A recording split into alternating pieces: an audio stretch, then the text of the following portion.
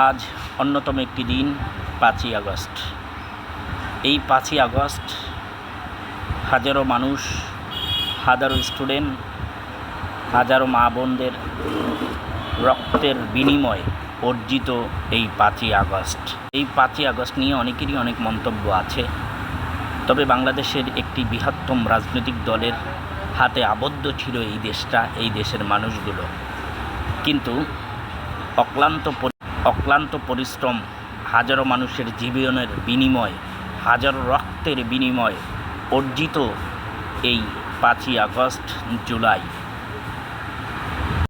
তেমনিভাবে ১৯৭১ সনেও এইরকম হাজারো মানুষের রক্তের বিনিময়, হাজারো মানুষের জীবনের বিনিময়, হাজারো মা বোনদের ইজ্জতের বিনিময় ১৯৭১ সনে এই দেশটা স্বাধীন হয়েছে।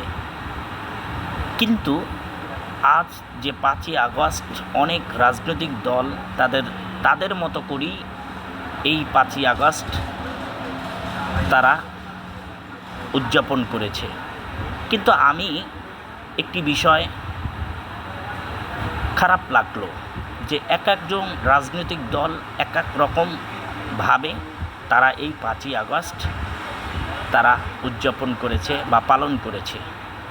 কিন্তু এই ৫ই আগস্ট যাদের রক্তের বিনিময়, যে মানুষ শহীদ হয়েছে, যারা মৃত্যুবরণ করেছে, যাদের বিনিময় এই ৫ই আগস্ট আমরা পেলাম, কিন্তু তাদের জন্য আমাদের মূল যেটা করার কথা ছিল, কিছু লোক আমি দেখছি করেছে যে তাদের জন্য দোয়া, আল্লাহ তাআলার কাছে বেশি বেশি দোয়া করা।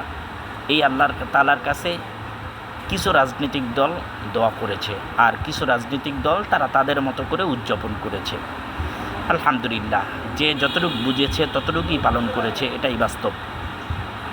কিন্তু এখন অনেক রাজনৈতিক দল, কিছু রাজনৈতিক দল তারা এই দেশটাকে আবার নিয়ন্ত্রণ করার জন্য তারা আবার উঠে পড়ে লেগেছে যে কিভাবে এই দেশটাকে আমরা চালু করতে পারি, চালাইতে পারি, সব কিছু সুন্দর মতো করতে পারি। তো সেই ক্ষেত্রে আমি বলবো, সবাই ঐক্যবদ্ধ হয়ে মিলেমিশে যেন আমরা এই দেশটা সুন্দর মতো চালাতে পারি, এটাই আমাদের মূল উদ্দেশ্য হওয়া উচিত ছিল। আরেকটি বিষয় না বললেই নয়, আমরা যারা হতাশ হয়েছি, যেমন যারা বিগত দিনে আওয়ামী লীগ করেছে, তারা চাইতেছে যে ১৬ বছর তারা এই দেশটাকে চালিয়েছে, তাদের নেত্রী বা তারা এখনও চাইতেছে যেন আবার এই দেশটাকে তারা চালাইতে পারে, বা তারা যেন নিয়ন্ত্রণ করতে পারে, তারা যেন ক্ষমতায় থাকে।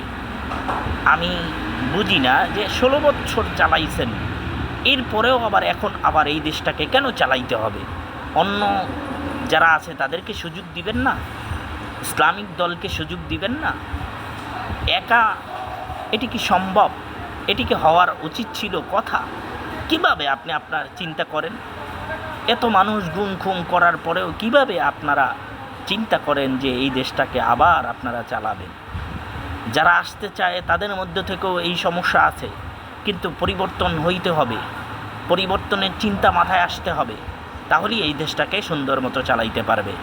এরপরে ইসলামিক দলগুলো ঐক্যবদ্ধ হয়ে তারাও এই দেশটাকে চালাইতে চায়। আমরা একবার সুযোগ দেই তাদেরকে, তারা অবশ্যই ইনশাআল্লাহ ভালো কিছু করবে, আমরা দেখব ইনশাআল্লাহ। তাই আমরা সুযোগ দিব, এবং যারা শহীদ হয়েছে, মৃত্যুবরণ করেছে, তাদের জন্য দোয়া করবে ইনশাআল্লাহ। ভালো থাকবেন, সুস্থ থাকবেন, যেখানেই আছেন নিরাপদে থাকবেন, সবাই সবার জন্য দোয়া করবেন। আসসালামু আলাইকুম ওয়া রাহমাতুল্লাহ।